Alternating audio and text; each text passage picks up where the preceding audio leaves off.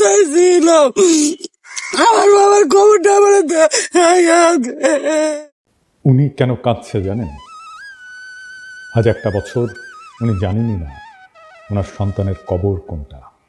গত বছর 18ই জুলাই ওনার ছেলে মোহাম্মদ সোহেল রানা আন্দোলনে যে নিখোঁজ হন।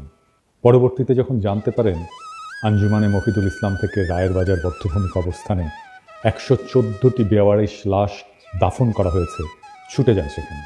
ছবিগুলো একে একে দেখেন এবং পেয়ে যান নিজের বুকের মানিকের ছবি, কিন্তু জানেনই না সেই অজানা 114 কবরের মাঝে কোনটা তার সন্তানের। বিগত 1 বছর এই সব পরিবারের জন্য কি করেছেন বাংলাদেশের অন্তর্বর্তীকালীন সরকার? কেন 1 বছরেও এই সকল কবর চিহ্নিত করলেন না আপনারা? প্রফেসর ইউনূস, আপনার লজ্জা লাগে না?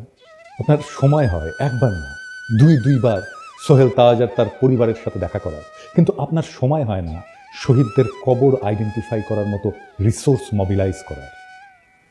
শতাধিক কবরের কোনটা কার কবর এটা আইডেন্টিফাই করা কি খুব জটিল কাজ?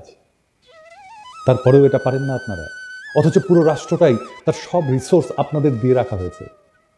এই মায়ের অভিশাপ আপনাদের উপরে পড়ুক, আপনাদের উপরে, আপনাদের অথর্ব উপদেষ্টা মণ্ডলীর উপরে খোদার লানত পড়ুক।